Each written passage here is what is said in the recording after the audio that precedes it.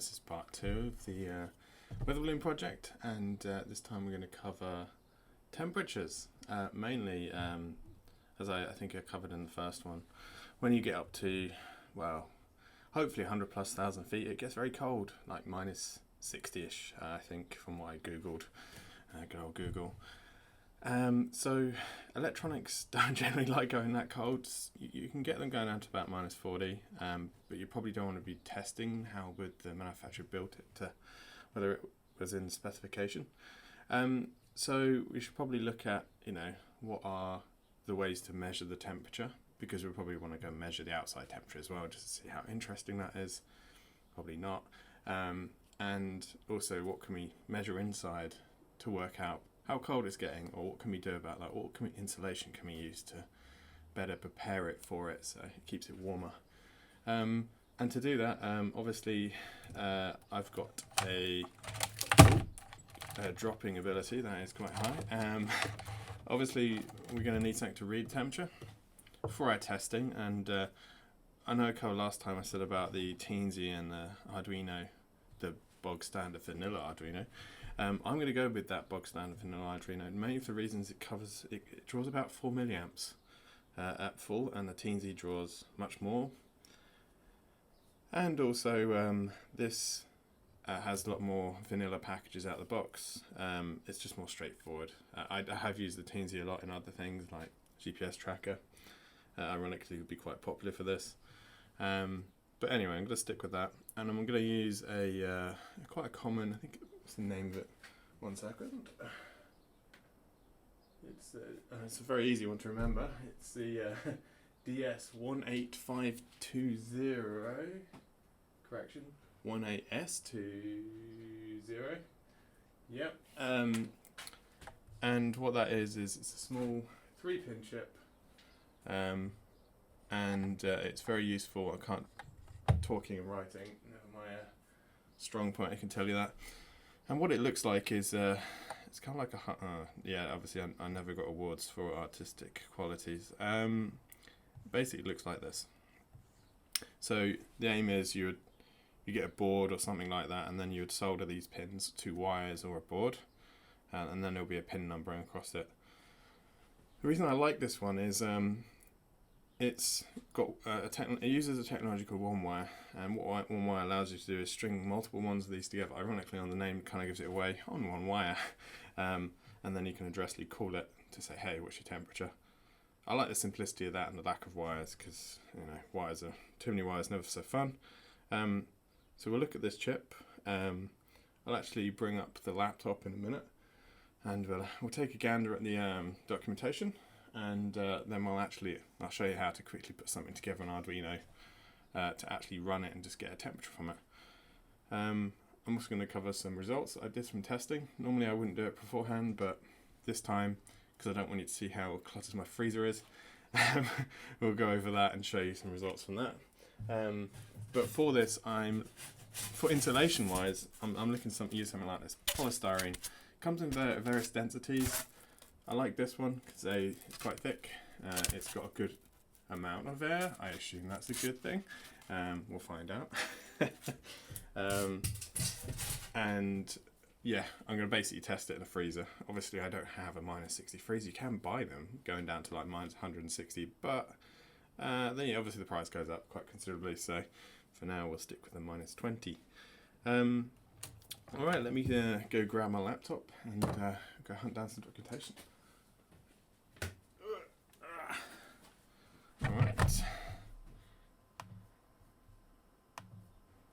Alright, hopefully screen recording is working. Sorry, I've already brought up the documentation because me and Googling, it takes me a while. So the first chip, do I have one I could show you? Probably not, but you're not missing out on much. It literally looks almost the same as that drawing. So here's a good example of some documentation. So generally, if you want to look for like chips documentation online, you go to good old Google, you type in the model or manufacturer number for the chip, and then put datasheet after it.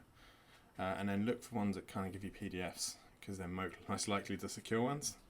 Be careful though, you can get quite a few flavors of that particular chip if you don't put the long reference in there. So you sometimes have to select from it. So what you see here, it's a high precision one wire digital thermometer, and it's more importantly got its nice temperature range. I did say -60. This only goes down to -55 and up to 125. Now obviously I'm glad we're not going to 125 because it'd be a multi-goopy mess of plastic. Its accuracy is half a degree in those ranges, and obviously it gives you some more detailed things, but I'm not going to go into them too deep. So if we scroll down, you'll probably notice this. Here's that beautiful drawing I did, but more in a 2D format, front and top down. It's very important that you understand which pin does what, as I've already found out, turning one into a hot mess. And also it's very easy to see, you must think, it must have, yeah, that's a bottom view, so it's facing down. I thought it was a top view. So I kind of put the power on the way around. So this comes in 2 packages. Standard, a more like easy pin through hole package, and then a surface mount package. Sometimes when they do this, they're actually bundling more sensors into one point, or more components, so you can get like 3 or 4, but it wouldn't make sense in this case. And if I scroll down, this is probably a very important one. Supply voltage. It will give you this one gives you a minimum maximum, no typicals, so you can run this on 3 to 5.5 volts, and that's quite a nice voltage range because most things on Arduino are either 3.3 or 5, so it means you can run it on most power outputs from the. Okay, that's the lights. That's great. 1 second. Always happens, doesn't it? Right, so we've got the typical voltage we need to use with it. If we scroll back up to this one here, what these mean is obviously that's the supply voltage we just talked about, the 3 to 5.5, and then obviously this is 0 ground, and then this is your data pin, the center one. So obviously now put 5 volts into the center pin. With one wire, you need a pull-up resistor. So as it communicates, it drags it down, lets it come back up again. So you need like a static resistor or something that can do a drag up operation, and it's kind of saying this is probably what it needs it to be. What I would probably say is it's equal to the supply voltage. This one gives you, so it gives ranges of accuracy. So in between these ranges it's 0.5, and for these, give or take 2. Well, it's not great, but don't use it for high accuracy. It is like a 50p sub 50p chip. It'll also give how much current it uses, so 1.5 milliamps max, 1. You can, I'm assuming over one wire, instruct it to go to sleep, and it drops down quite considerably in that case. Has a degree of drift, you've probably got to be aware of. And if you just scroll down, here it is. This is giving you a typical error curve against temperature. It's a bit boring. Well, it's not for some, for me maybe. Gives you some characteristics about its data, the way it communicates, and delays for that. More stuff around one wire technology. Well, how it operates in the one wire domain. An internal diagram. Is this a block diagram? What's this showing me? Okay, so this shows me inside. So this is a small.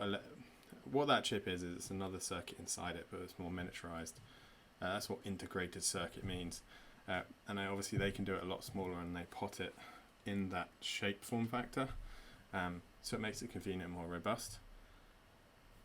And then this is showing you, it's got a few things going on here logically wise. It'll have something to do with the one wire, it has something to read the sensor side, etc. Hopefully I won't bore anyone too much with that, so I'll skip through that.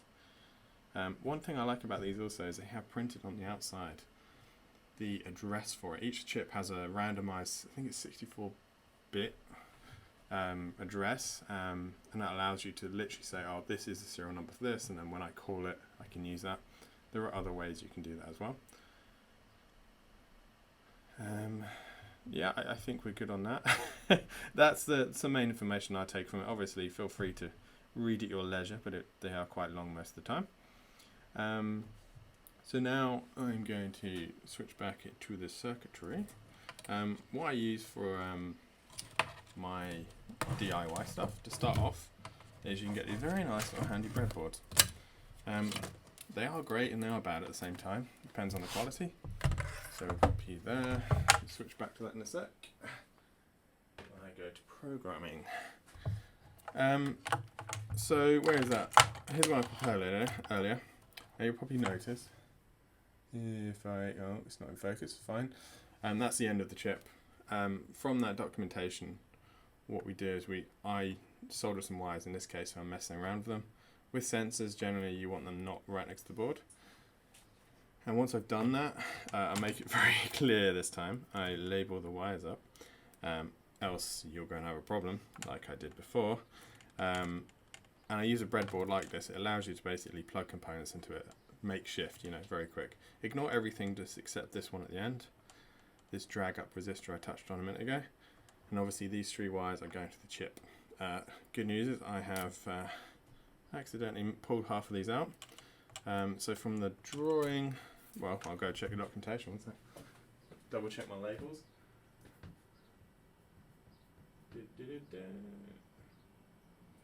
So pin 1 is ground. So on these Arduinos, we should have G and D, what's ground, so plug you into there.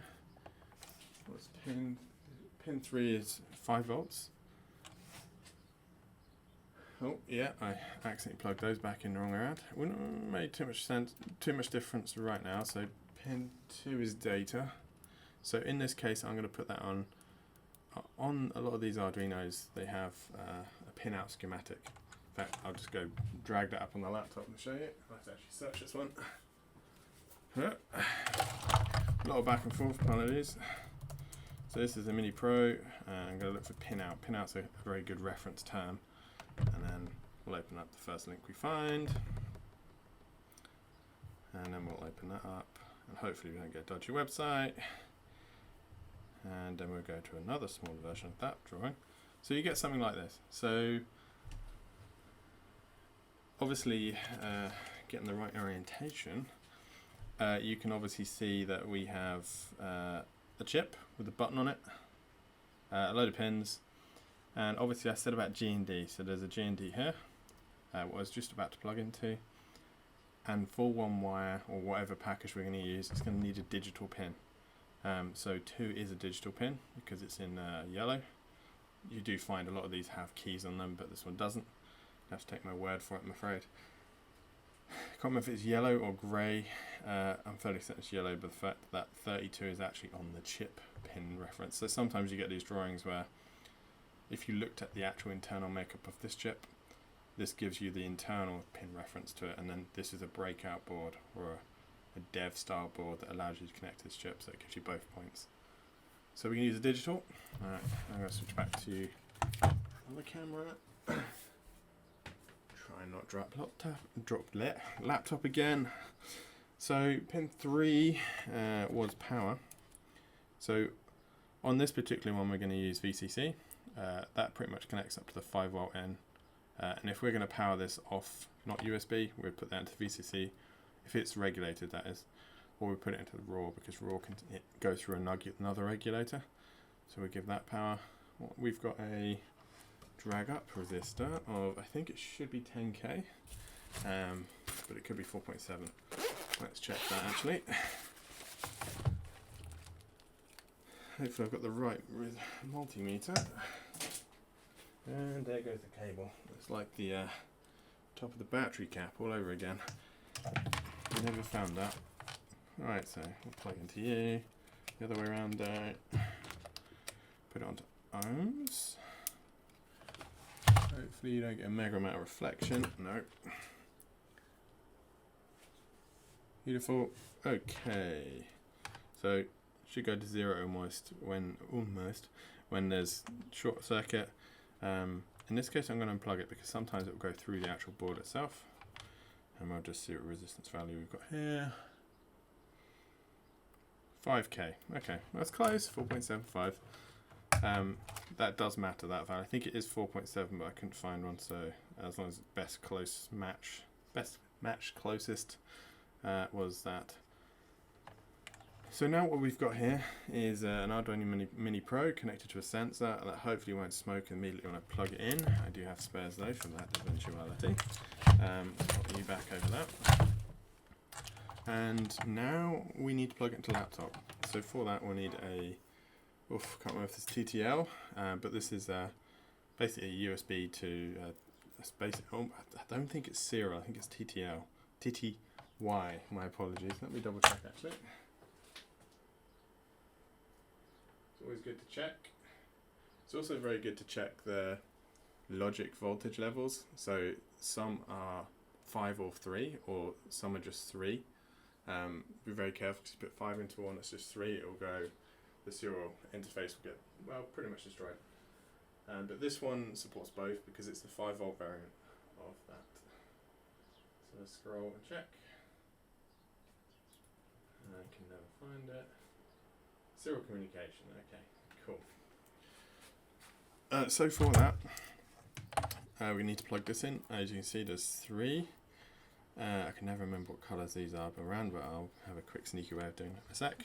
So black needs to go to ground, because this thing needs power while we're playing with it. VCC is 5 volts, so it's red.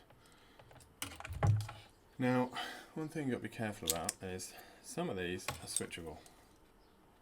When I say switchable, I mean they can be changed. So this one can be a 3 or 5 volt logic or supply. So in this case, green is a very good question. TX. So TX needs to go up to RX. They're always like the opposites. Transmit and receive. Okay. Now I never get us back together. Stand by. No, I'm not going to pause and go 5 minutes later. Okay, good. Right, so power. So we need supply to this Arduino so we can run it. And I think said green was TX, so we'll try and see if my memory is working on the Sunday. To RX, and there we go. So, and now that wire's come out again. The one downside of breakout boards, wire's coming out. It's not good. Also, you can get significant voltage drops sometimes with these if you're wanting to do too much current-wise things. So now if we switch to the laptop, and not to break it, we'll just minimize this. So we're going to open up Arduino now. Here's one I prepared earlier, but don't worry, I literally done it 5 minutes ago. And so if we plug this in, it shouldn't explode. It should show a red light, as you see that. Okay, I'm just going to check the temperature sensors. It's not frying, so it's not burnt out. It's not the best way of doing it, but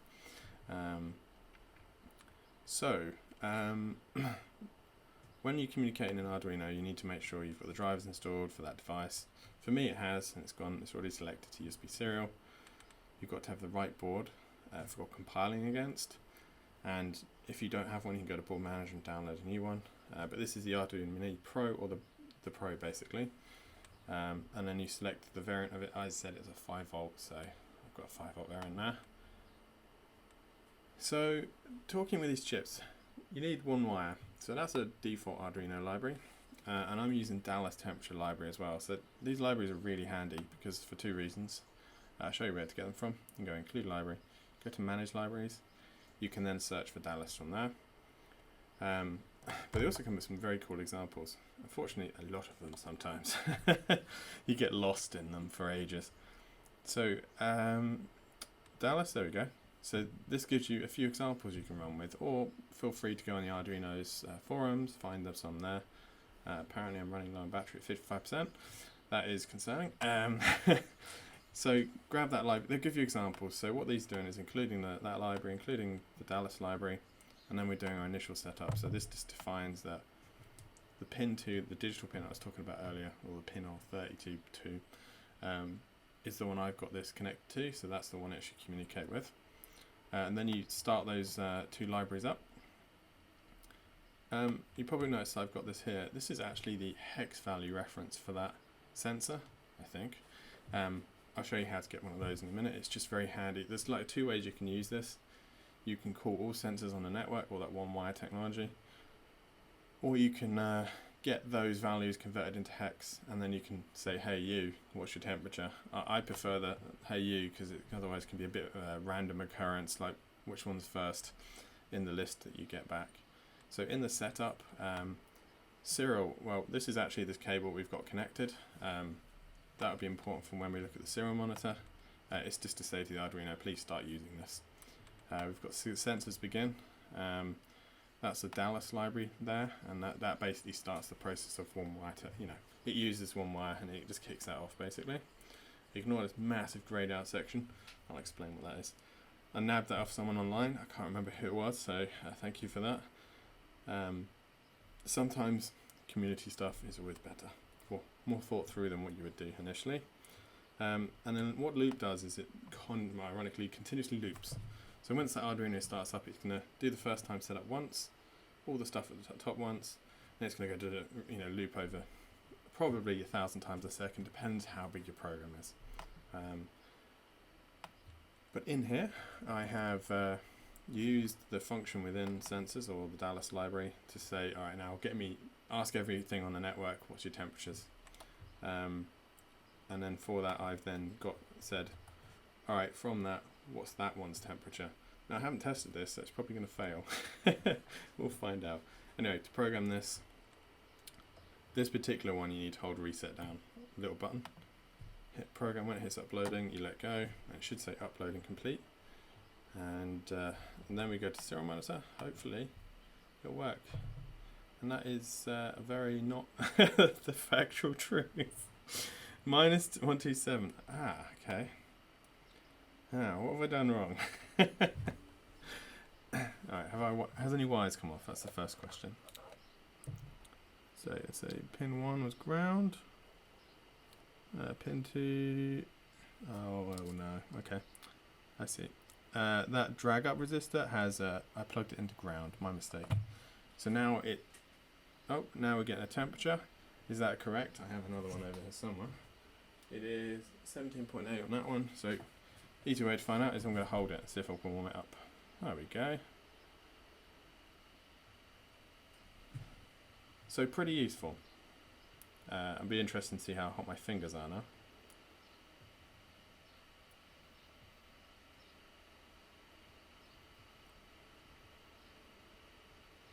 So that's in Celsius, if you wanted to know. Okay, so that's great. I should let go, it should start cooling down. Beautiful. Now, let's see of how we probe the network to find out this hex value. As I say, otherwise you're going to get really confused on how to call this. So first of all, that program and this program can't run together, so I have to uncomment that. I use command / in my case for that. I need to turn you off, enable you. It's probably a better way of doing this, but I rushed through it, so apologies. Turn you on. We'll take the loop out as well, and it should compile. So this is the compile button. Good. So now we'll reprogram it, and it should just do it once. It'll output something. So this should then scan the network by probing it and say, hey, who's on it? Here's all the values. So what it's done now, there you go. One device found. Now, if you have more than one of these on here when you're doing this, it might be a bit confusing, but you can convert these. If you find a hex to char or a hex to ASCII converter, you can convert each one of those back into letters and then read them off the chip itself just to find out what it is, or you can just do one at a time. Hopefully these match. Beautiful. Okay, so that's how I was reading temperatures anyway. So what I'll probably want to look at next is, well, let's say temperature's not great. What we're going to do about it if it gets too cold. First of all, I'm going to get my laptop, so stand by.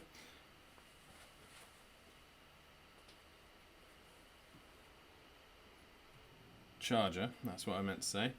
Because this laptop's so old, I went from 15 to 39 within 2 seconds. So, thermal. So, let's say whatever we decide thermal, it's still not good enough. We need something to heat it up. I found a very cool thing on, I think it's an Adafruit product. It's a thermal pad. I'm now going to try and remove. Here it is. It's a beautiful yellow colour. I'm going to just move the laptop over a bit. It'll be fine though, actually. What this is a resistant based thermal heating pad, and it uses a wire that goes up and down, up and down, up and down, and down. And what happens is when you plug it into 5 volts, doesn't matter which one's positive and negative because it's a wire. There's no diodes in here. I don't know why they put colours on it. You can plug this in 5 volts and then this will generate heat. Obviously, depending how much heat it is, it's based on the resistance of these wires and the thickness, etc. This one is rated at 5 watts. But yeah, I think it's a pretty cool little creation considering how thin and light it is. It's actually wrapped in Captain Tape. Looks like it's got some sort of cotton to help keep it spaced out, and cotton doesn't generally melt when it gets that hot. But yeah, very handy little device. In fact, I'll put a link in the description for that one. It's pretty cheap. Handy for us because what we could do is we could put it at the bottom and just let it heat everything up. However, it consumes a lot of power, so we'll talk about MOSFETs now. Because obviously we can read the temperature, we know how hot it's cold it's inside. We want to then go, oh hey, you know, I want a little bit of heat, not much heat. So that's what MOSFETs are handy for. Transistor and MOSFETs are very handy. I'm a big fan of MOSFETs, just for my simple DIY stuff. So if I yank one up here, I won't actually run through the code because it's so simple. Here's one here. This is an NPN MOSFET. And 3 pins again, you notice. So if I switch on to the laptop again, I actually have the documentation we found for this one as well. But what this is a electrical switch. So it lets the Arduino drive something much bigger than it, either in a positive format or a negative format.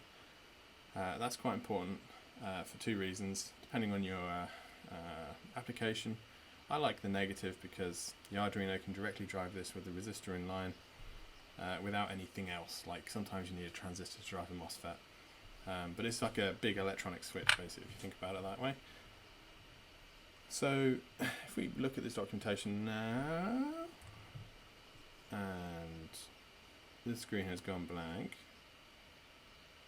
it has decided to end its existence. Stand by. What's this mean? It seems that was too much for it. Okay. Gotta love technology. Deal with it all week and then the minute you try and use it for something, you're on power, you know that, right, laptop? Okay, it just decided it was going to go to sleep. Let me just restart that bit.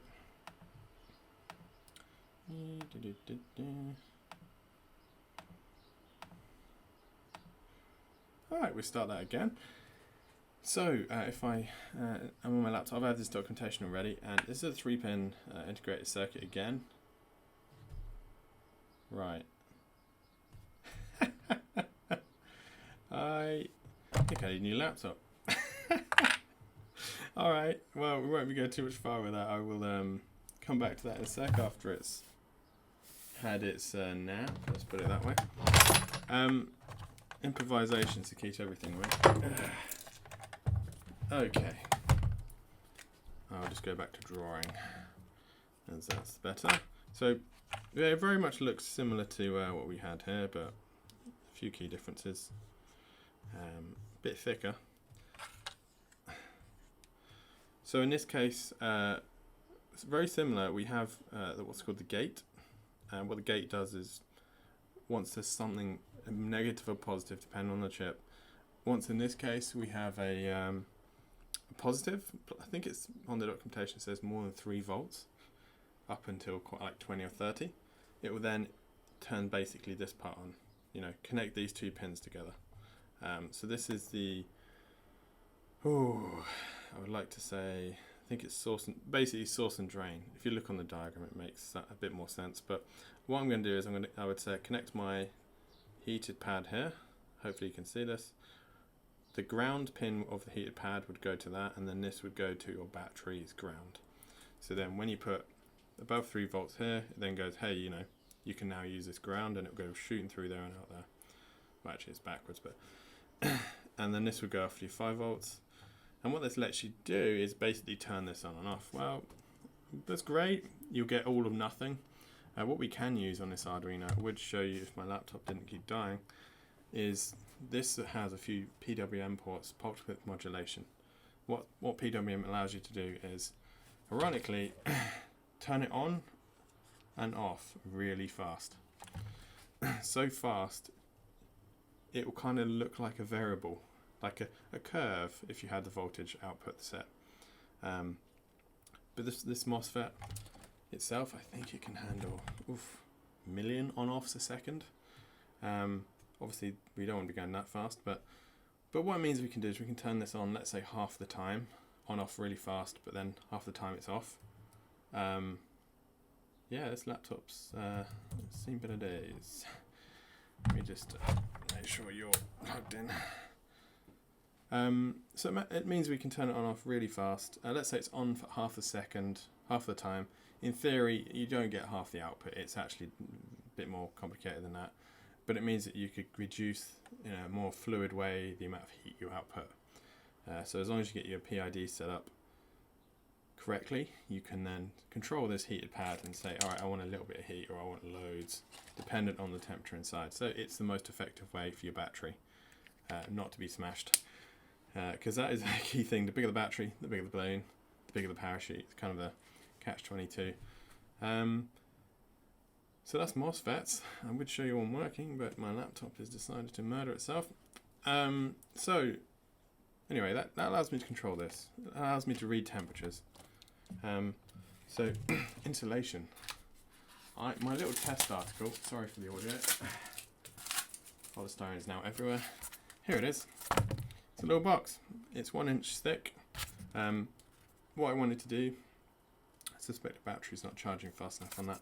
What I wanted to do is make a little box, put a temperature sensor on it, put a lid on it, and then put it in the freezer, and then record using that output from the serial monitor, the number of values that's coming from it, and then see how to make it better. So I'm going to risk it. I'm going to turn the laptop back on. I could do, my results are on there, but sorry. So I'm going to run one test with the sensor in the freezer, just by itself, chilling out. I'm going to run another test, 55% battery, nice. Inside here, it does have a lid, by the way. It's another 1 inch thing. I'm going to see how that does. See if there's any ways to improve this box, because it's a bit basic. And then I'm going to try it with thermal pad, maybe on full power, see what that does. Try the thermal pad with some control from the Arduino using that MOSFET like scaling aspect.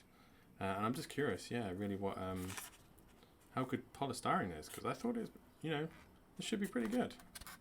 Alright, recording has failed. Good, that's what I like to see. Right, so switching back to the laptop, stand by. Need some on-hold music. See if this dies instantaneously. Okay, so I actually have played with this, as I just said at the start of the video. Here's some results. Let me full screen this for you.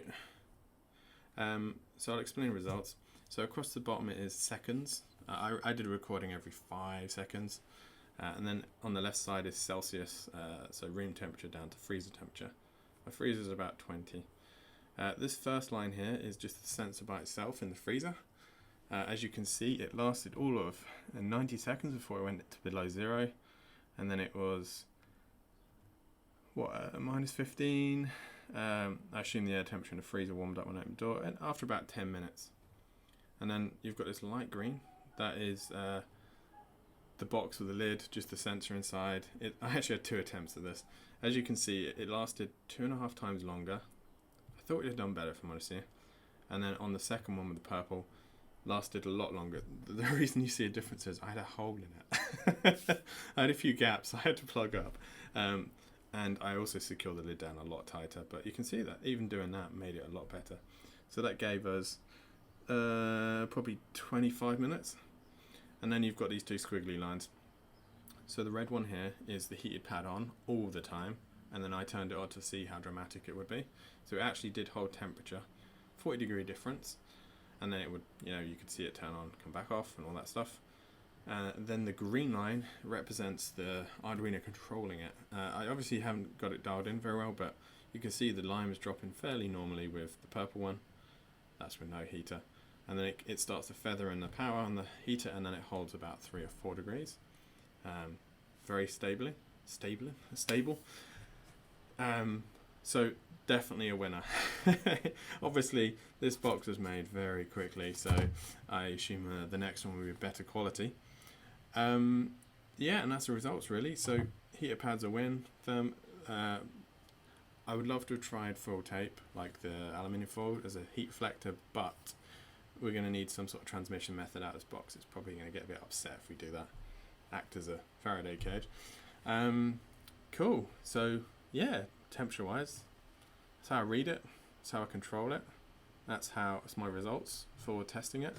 Very interesting. I thought polystyrene would have been better, but a lot worse than I thought it'd be. Either that, I've done something dramatically wrong. Yeah, very cool.